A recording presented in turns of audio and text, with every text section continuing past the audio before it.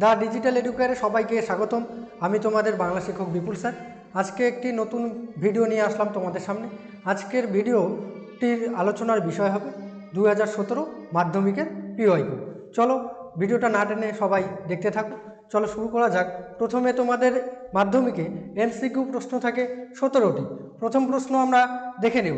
প্রথম প্রশ্নটা আছে, গিরিশ মহাপাত্রের সাথে অপূর্বর পুনরায় কোথায় দেখা হয়েছিল? এই প্রশ্নটা পথের দাবি রচনাংশ থেকে নেওয়া হয়েছে। এই যে গিরিশ মহাপাত্রের সাথে অপূর্বর পুনরায় কোথায় দেখা হয়েছিল, এই প্রশ্নের অপশন দেওয়া আছে 4টা। পুলিশ স্টেশনে, জাহাজ ঘাটায়, রেল স্টেশনে, বিমানবন্দরে। এটার সঠিক উত্তর হয়ে যাবে পুলিশ স্টেশনে। অপূর্বর সঙ্গে গিরিশ মহাপাত্রের পুনরায় দেখা হয়েছিল, এর উত্তর পুলিশ স্টেশনে, জাহাজ ঘাটায়, রেল স্টেশনে, বিমানবন্দরে। এর উত্তর হবে রেল স্টেশনে। এর অপূর্বর সঙ্গে গিরিশ মহাপাত্রের প্রথমে দেখা হয়েছিল পুলিশ স্টেশনে, কিন্তু দ্বিতীয়বার দেখা হয় কোথায়? রেল স্টেশনে। তারপরে প্রশ্ন দেখো, 2 নম্বর প্রশ্ন কি আছে, বাইজির ছদ্মবেশে হরিদার রোজগার হয়েছিল কত টাকা? এটা বহুরূপী গল্পের থেকে নেওয়া হয়েছে। এই প্রশ্নের সঠিক উত্তর কোনটা হবে? বাইজির ছদ্মবেশে হরিদার রোজগার হয়েছিল 8 টাকা 10 আনা, 8 টাকা 8 আনা, 10 টাকা 4 আনা, 10 টাকা 10 আনা। এই প্রশ্নের উত্তর হবে 8 টাকা 10 আনা। এবার চলো পরের প্রশ্ন দেখে নিই। হোলির দিন দলের ছেলেরা অমৃত আর ঋষভকে একরকম পোশাকে দেখে কি করতে বলেছিল? হোলির দিন দলের ছেলেরা অমৃত আর ঋষভকে একরকম পোশাকে দেখে কি করতে বলেছিল? এই প্রশ্নের উত্তর হবে কুস্তি লড়তে বলেছিল। অমৃত হিসাব অদল বদল গল্প থেকে নেওয়া হয়েছে। আর অমৃত আর হিসাবকে দেখে হোলির দিন ছেলের দল কি বলেছিল? তাদের দুজনকে কুস্তি লড়তে বলেছিল। পরের প্রশ্ন কি আছে, সিন্ধু তীরে কাব্যাংশটি কোন কাব্যগ্রন্থের অন্তর্গত? সৈয়দ আলাওলের সিন্ধু তীরে কাব্যাংশটি কোন কাব্যগ্রন্থের অন্তর্গত? সৈয়দ আলাওলের এখানে 4টা কাব্যগ্রন্থের নাম দেওয়া আছে, লোরচন্দানী, পদ্মাবতী, সতী ময়না, তোহফা।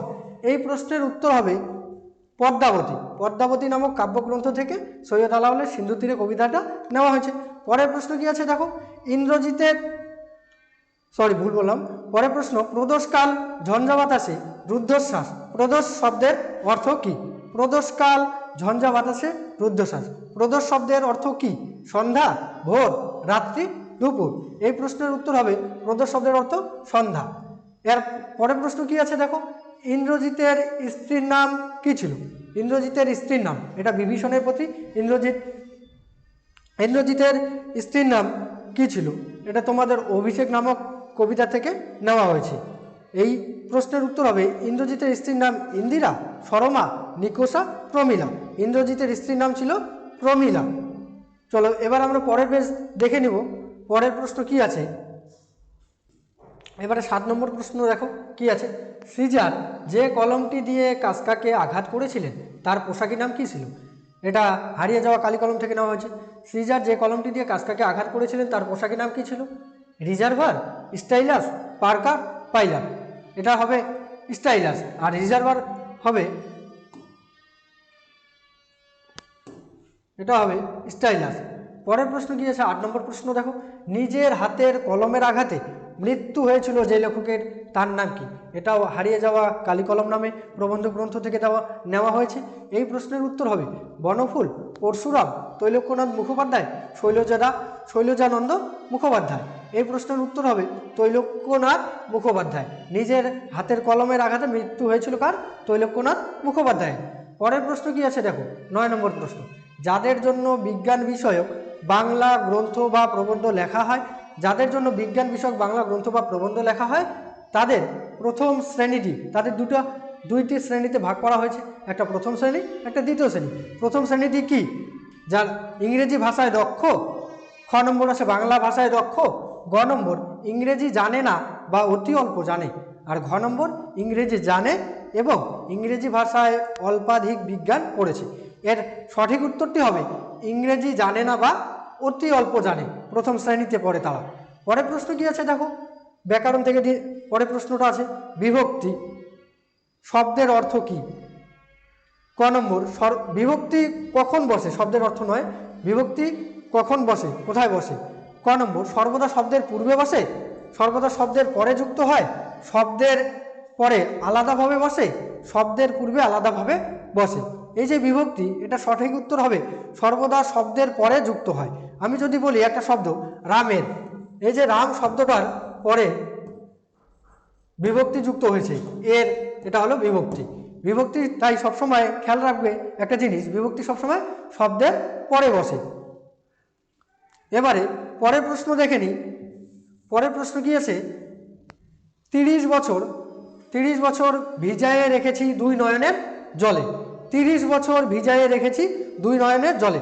নিম্নরেখ পদটি কোন কারকে? এই যে নিচে দাগ দেওয়া আছে নয়নের জলে, এই পদটির কারক নির্ণয় করতে হবে। নয়নের জলে 30 বছর কিসে ভিজিয়ে রেখেছি, কিসে দিয়ে প্রশ্ন করলে যে কারক হয় সেটা হলো করণ কারক, তাই এটার উত্তর হয়ে যাবে করণ কারক। এবারে পরের প্রশ্ন আমরা দেখে নেব। প্রশ্ন এবারে দেখো, কর্মধারয় সমাসে প্রাধান্য থাকে, কর্মধারয় সমাসে প্রাধান্য থাকে পূর্বপদের, পরপদের, উভয় পদের। কর্মধারয় সমাসে কোন পদের প্রাধান্য থাকে এটাই বলতে এখানে বলা হয়েছে।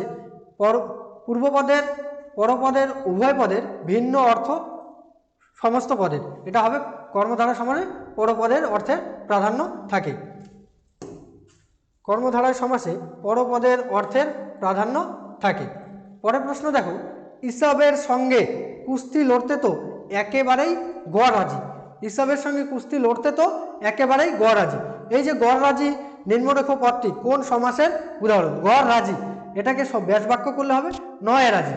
এই যে নয় রাজি যদি হয় তাহলে এটা কোন সমাসের উদাহরণ হবে? অব্যয়ী ভাব, নয় তৎপুরুষ বহুব্রীহি কর্মধারায়, নয় তৎপুরুষ। আমরা জানি নয় তৎপুরুষ সমাসে কি হয়, নয় সামনে নয় আসে ব্যাস বাকি। পরের প্রশ্ন কি আছে দেখো, এইটুকু কাশির পরিশ্রমে সে হাঁপাইতে লাগিল। বাক্যটি কোন শ্রেণী? সরল বাক্য, জটিল বাক্য, যৌগিক বাক্য, মিশ্র বাক্য। এইটুকু কাশির পরিশ্রমে সে হাঁপাইতে লাগিল, এখানে প্রধান বাক্যটা হলো সে হাঁপাইতে লাগিল। এই যে এই বাক্যে, যে বাক্যে একটিমাত্র উদ্দেশ্য আর একটি বিধেয় পদ থাকে, একটি সমাপিকা ক্রিয়া থাকবে, সেটা কি হবে? সরল বাক্য। তাহলে এটা কি বাক্য হয়ে যাবে? সরল বাক্য। পরের প্রশ্ন কি আছে দেখো, যে বাক্যে সাধারণভাবে কোনো কিছুর বর্ণনা বা বিবৃতি থাকে তাকে বলা হয়। যে বাক্যে কি হবে?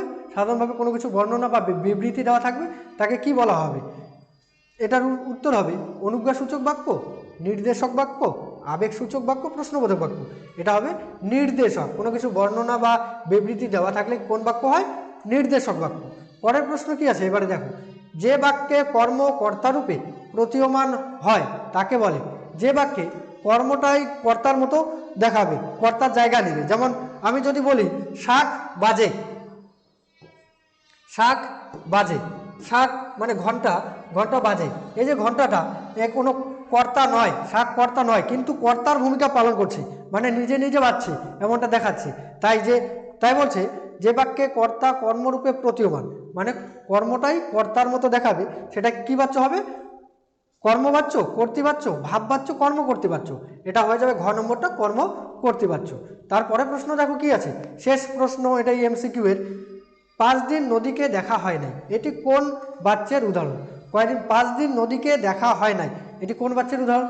কর্তৃবাচ্য, কর্মবাচ্য, ভাববাচ্য, কর্ম কর্তৃবাচ্য। এটার উত্তর হয়ে যাবে ভাববাচ্য।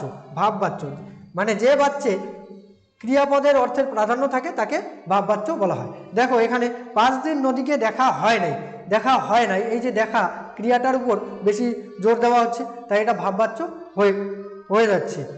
এই যে তোমাদের এমসিকিউ সিরিজ বাংলা 2017 এখানেই শেষ হলো। এর পরবর্তী এমসিকিউ এর পরবর্তী এসিকিউ পাওয়ার জন্য তোমরা পরবর্তী ভিডিওটা দেখতে থাকো। ধন্যবাদ।